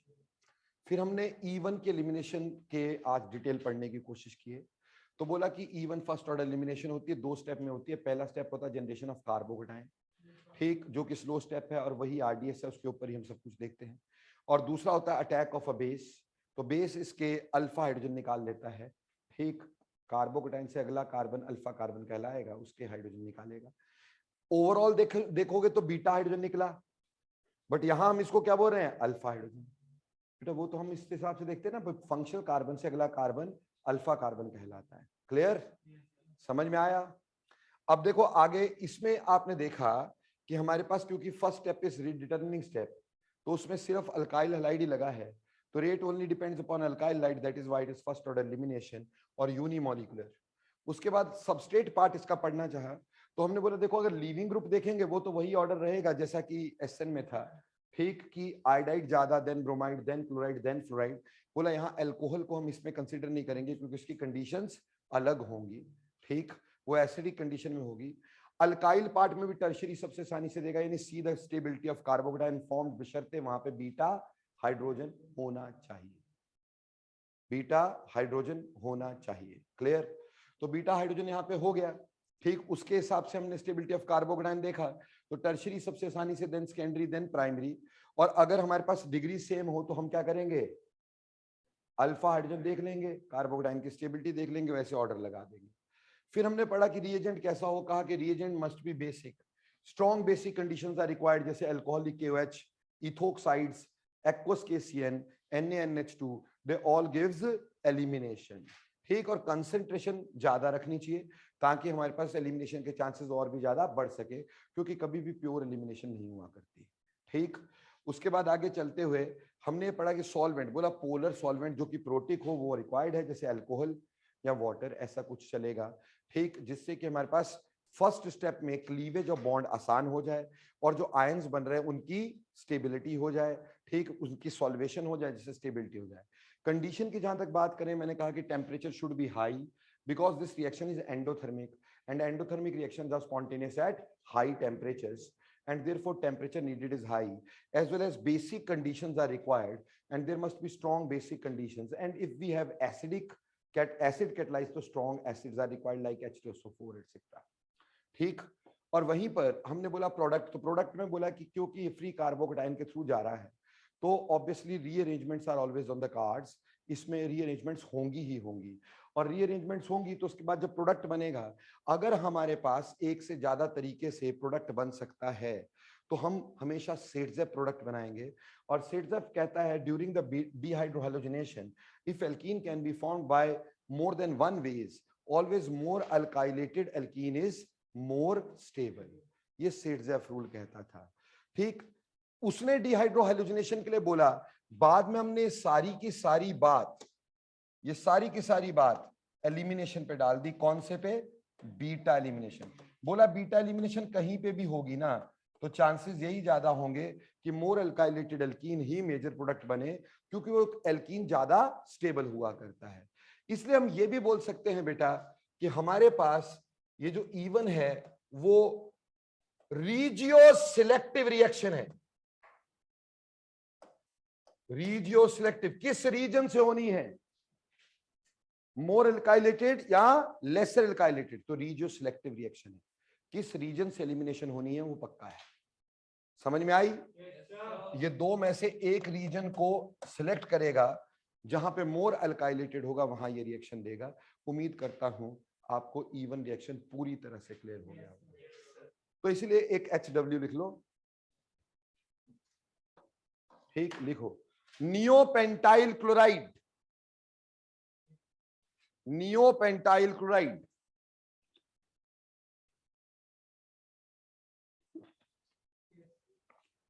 reacted with alcoholic KOH. How many products are possible? How many products are possible? Neopentyl chloride reacted with alcoholic KOH. How many products are possible? Number one, arrange in the order of yield. Arrange in the order of yield. ठीक है प्यारे बच्चों, सिर्फ एक HW दिया, ज्यादा नहीं दिया है। ठीक, तो चलो आज की कहानी यहीं खत्म करते हैं। अगली बार पकड़ेंगे E1 को, E2 को। आज हमने E1 पढ़ा है, अगली बार E2 और E1C भी दोनों इकट्ठा कर दूंगा बेटा मैं।